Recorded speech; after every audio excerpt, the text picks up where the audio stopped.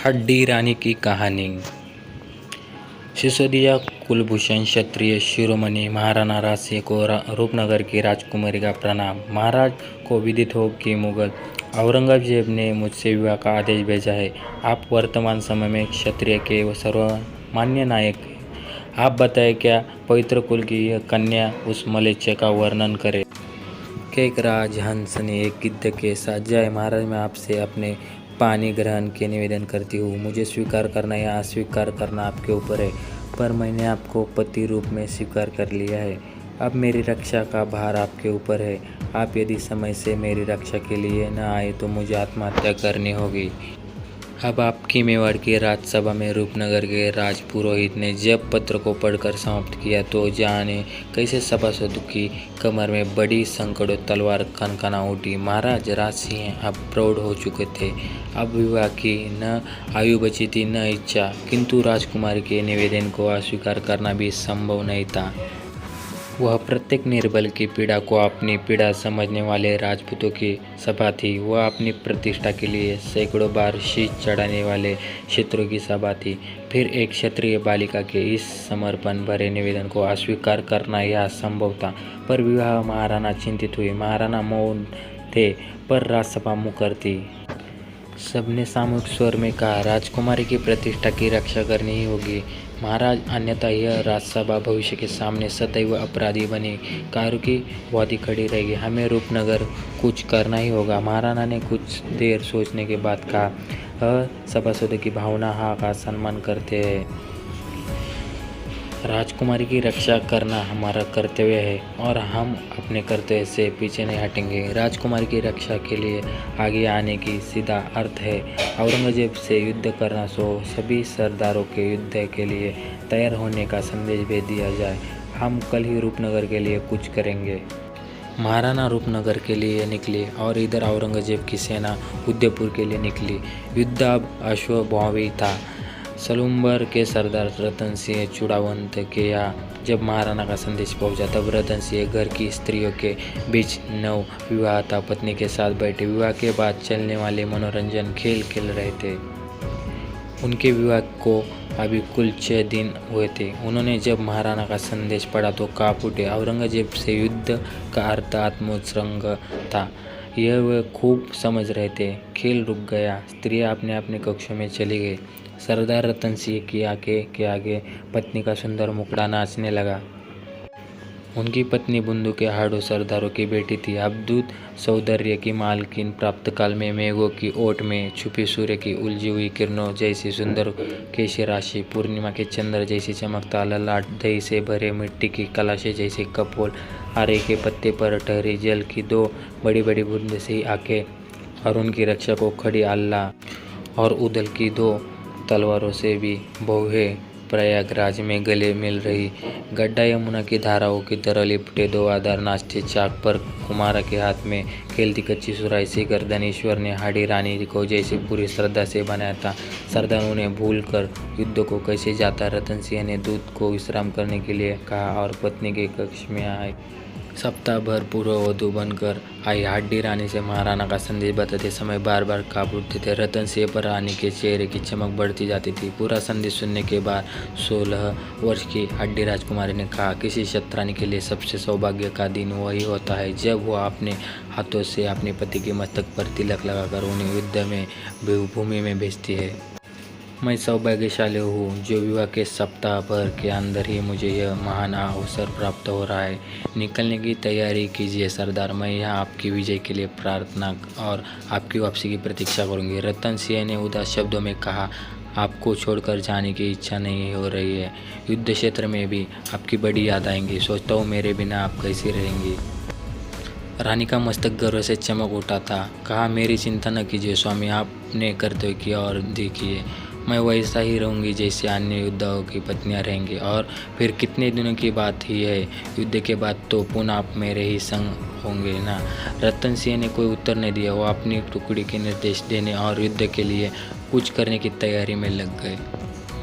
अगली सुबह प्रस्थान के समय जब रानी ने उन्हें तिलक लगाया तो रतन सिंह ने अनायास ही पत्नी को गले लगा लिया। दोनों मुस्कुराए, फिर रतन सिंह निकल गए।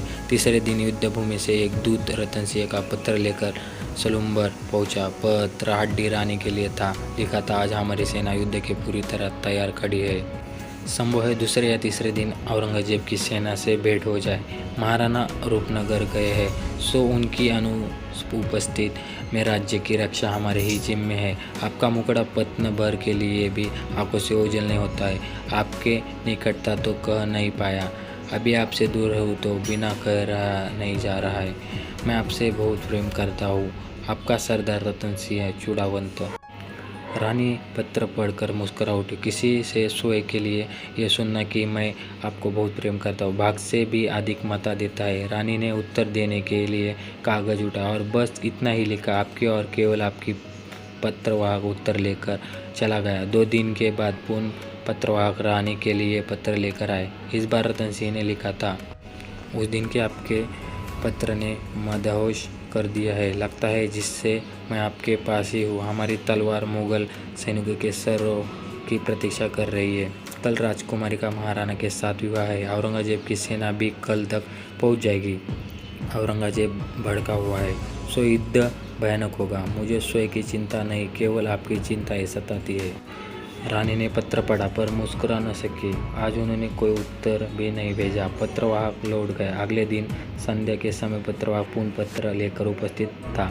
रानी ने उदास होकर पत्र खोला। लिखा था, औरंगजेब की सेना पहुंच चुकी, प्राप्त काल में ही युद्ध प्रारंभ हो जाएगा। मैं वापस लौटूंगा या नहीं, अब यह नियत ही जानती है। अब शायद पत्र लिखने का मौका न मिले, सो आज पुनः कहता हूँ, मैंने अपने जीवन में सबसे अधिक प्रेम आपसे ही किया है। सोचता हूँ यदि युद्ध में मैं वीरगति प्राप्त कर लूँ तो आपका क्या होगा। एक बात पूछूं, यदि मैं न रहा तो क्या आप मुझे भूल जाएंगे। आपका रतन सिंह हड्डा। रानी गंभीर हुई। वे समझ चुकी थी कि रतन सिंह उनके मोह में फंस कर अपने कर्तव्य से दूर हो रहा है। उन्होंने पल भर में ही अपना कर्तव्य निश्चित कर लिया। उन्होंने सरदार रतन सिंह के नाम एक पत्र लिखा, फिर पत्रवाहक को अपने पास बुलवाया। पत्रवाहक ने जब रानी का मुख देखा तो काँप उठा। शरीर का सारा रक्त जैसा रानी के मुख पर चढ़ा आया था। केश हवा में ऐसे उड़ रहे थे जैसे आधी चल रही है। 16 वर्ष की लड़की जैसे साक्षात दुर्गा लग रही थी। उन्होंने गंभीर स्वर में पत्रवाहक से कहा, मेरा एक कार्य करोगे भैया। पत्रवाहक के हाथ अनायासी जुड़ गए थे। कहा, आदेश करो बहन, मेरा ये पत्र और एक वस्तु सरदार तक पहुंचा दीजिए। पत्रवाहक ने हाँ में सर हिलाया। रानी ने आगे बढ़कर एक झटके से उसकी कमर से तलवार खींच ली और एक भरपूर हाथ अपनी ही गर्दन पर चलाया। हड्डी रानी का शीश कट कर दूर जा गिरा। पत्रवाहक भय से चिल्ला उठा। उसके रोंगटे खड़े गए थे। अगले दिन पत्रवाहक सीधे युद्ध भूमि में रतन सिंह के पास पहुंचा और हड्डी रानी की पोटली दी।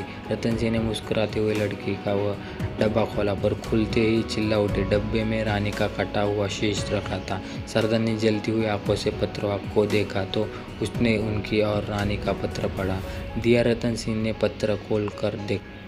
लिखा था, सरदार रतन सिंह के चरणों में उनकी रानी का प्रणाम। आप शायद भूल रहे थे कि मैं आपके प्रेयसी नहीं पत्नी हूँ। हमने पवित्र अग्नि को साक्षी मानकर फेरे लिए थे। सो मैं केवल इस जीवन भर के लिए नहीं अगले 7 जन्मों तक के लिए आपके और केवल आपके ही हूँ। मेरी चिंता आपको आपके कर्तव्य से दूर कर रही थी, इसलिए मैं स्वयं आपसे दूर जा रही हूँ। वह स्वर्ग में बैठकर आपकी प्रतीक्षा करूँगी। रूपनगर की राजकुमारी के सम्मान की रक्षा आपका प्रथम कर्तव्य है। उसके बाद हम यहाँ मिलेंगे। एक बात का सरदार, मैंने भी आपसे बहुत प्रेम किया है, उतना जितना किसी ने न किया होगा। रतन सिंह की आंखों से आंसुधारा बहने लगी। वे कुछ समय तक तड़पते रहे, फिर जाने क्यों मुस्कुरा उठे। उनका मस्तक ऊंचा हो गया था, उनकी छाती चौड़ी हो गई थी। उसके बाद तो जैसे समय भी ठहर कर रतन सिंह की तलवार की धार देखता रहता था। 3 दिन तक चले युद्ध में राजपूतों की सेना विजय हुई थी और इस युद्ध के सबसे अधिक रक्त सरदार रतन सिंह की तलवार ने ही पिया था। वह अंतिम सांस तक लड़ा था। जब जब शत्रु के शस्त्र उसका शरीर छूते वह मुस्कुरा उठा था। एक एक करके उसके अंग कटते गए और अंत में वह अमर हुआ।